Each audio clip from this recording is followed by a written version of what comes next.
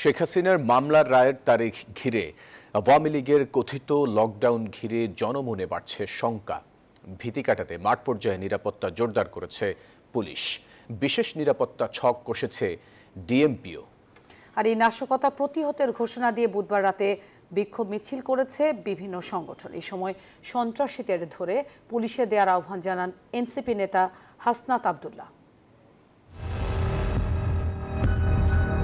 রাজধানীতে হঠাৎ বেড়েছে চোরাগুপ্তা হামলা। ফ্লাইওভার থেকে শুরু করে যাত্রীবাহী বাস, মোটরসাইকেল কিংবা প্রাইভেট কার থেকেও রাতের আধারে এই ককটেল হামলা চালাচ্ছে দুর্বৃত্তরা।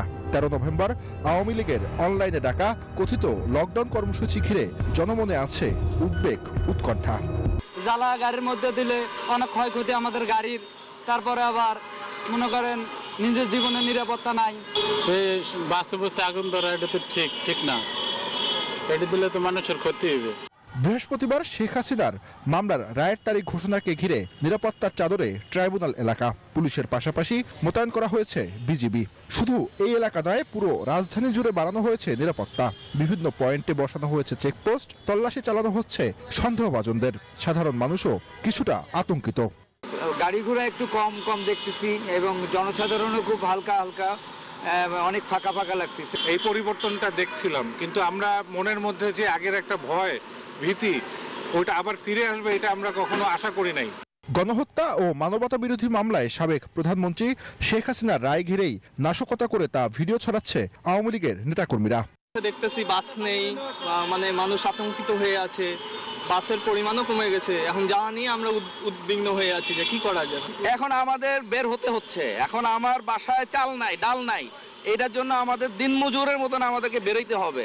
আইন শৃঙ্খলা রক্ষাকারী বাহিনী সতর্ক ও প্রস্তুত থাকার কথা জানালেও তাদের চোখ ফাঁকি দিয়ে বিচ্ছিন্নভাবে একের পর এক আগুন সন্ত্রাস ভাবাচ্ছে নগরবাসীকে।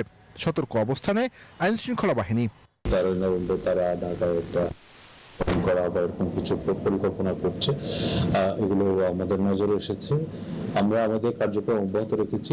নাশকতা প্রতিরোধের ঘোষণা দিয়ে বুধবার রাতে বিক্ষোভ মিছিল করেছে বিভিন্ন সংগঠন। এ সময় সন্ত্রাসীদের ধরে পুলিশে দেওয়ার আহ্বান জানান এনসিপি নেতা হাসনাত আব্দুল্লাহ। কার্যক্রম নিষিদ্ধ আওয়ামী লীগের যে কোনো অরাজকতা প্রতিহত করতে মাঠে থাকবে শিবির সহ বিভিন্ন ছাত্র সংগঠন।